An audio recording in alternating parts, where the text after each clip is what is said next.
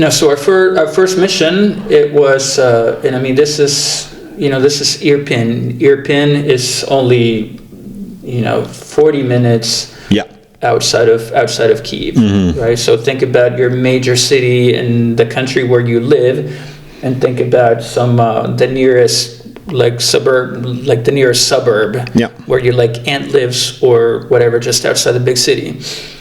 That's how close the Russians got. They were within 40 minutes of the presidential palace. That's where the front line was. So that's where we got sent to go. And the mission was to do screening and reconnaissance. Basically, you take up positions along the front line and you observe Russian activity, and then you report, and then based on those reports, it will allow the Ukrainian military to fire mortars or artillery or deploy, teams to go on the assault. And then we did that. We did that mission for about a month. But anyway, it was 34 of us going on our first mission, right?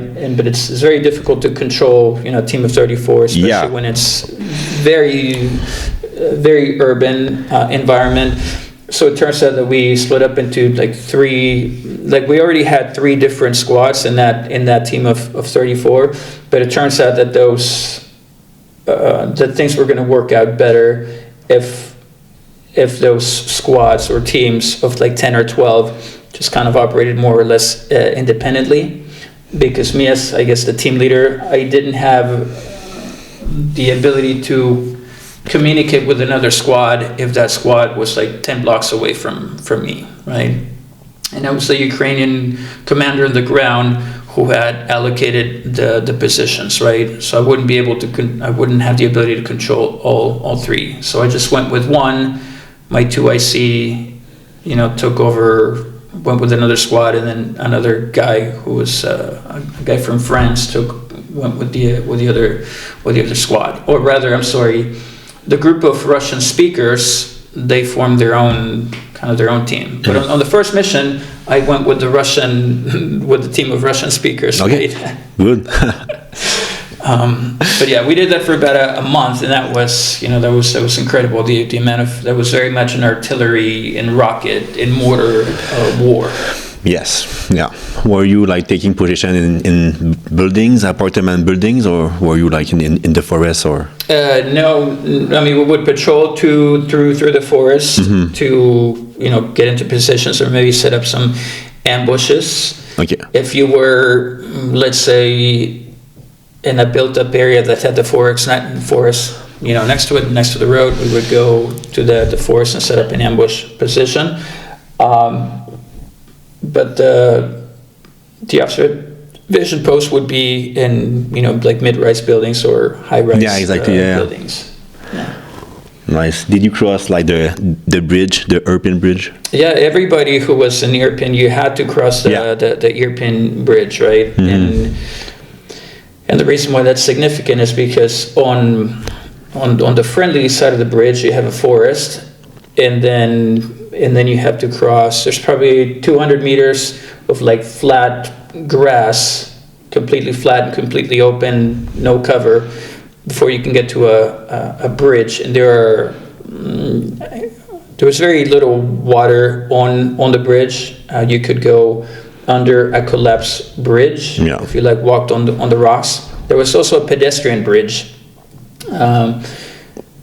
But there's basically only 2 places where you can cross, and in our case, we had to use the pedestrian bridge. Yeah. Okay. So that means that as soon as somebody comes out of the forest, artillery would begin. Yes.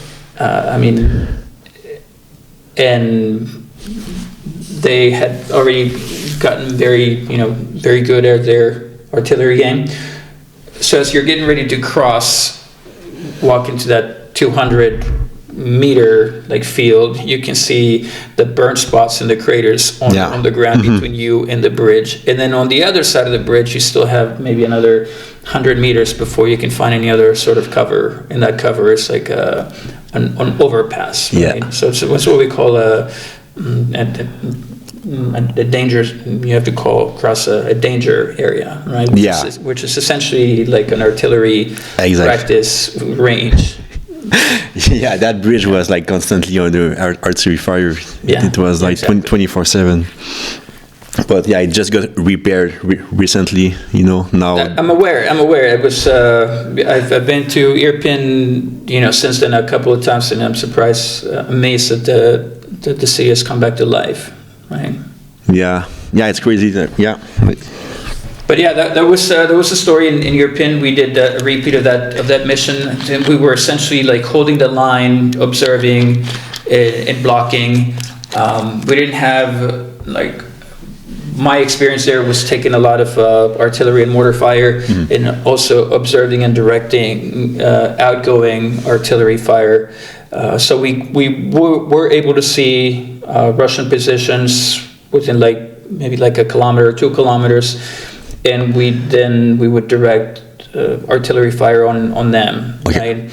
And then by us identifying Russian positions, that gave the Ukrainians the ability to then go on the offensive and find targets of high value targets and destroy them. And then as they would go on the offensive and recover more territory, then we would push up and then maintain observation points along what then became the forward edge of the battlefield, the new front line. And that happened until maybe April, and that's when finally the Ukrainians were able to expel the Russians from Bucha, Bucha is across then from Irpin. There's another river, the Bucha River, that separates Irpin from Bucha. Yeah, crazy battle. Yeah, I mean, it really was. There were some guys who didn't have military experience. It turns out that we had actually one Canadian kid, francophone. Later in the tents, back when we were doing in-processing, he told us that he had lied because he didn't actually have any, not just no combat experience, but no military experience at all. Well, nice. So we were pissed, but then we realized that he had the skills that we needed because he spoke Ukrainian, Russian, French, and English, right? Which is the top languages in the Ukrainian community of foreign volunteers, right? Wow. So we needed him, and if nothing else, I thought, well, we can use you probably in the same way that you use your interpreter in Iraq or Afghanistan, right? They're civilians, they don't have military experience, but you still bring them on patrols and on missions with you. Yeah.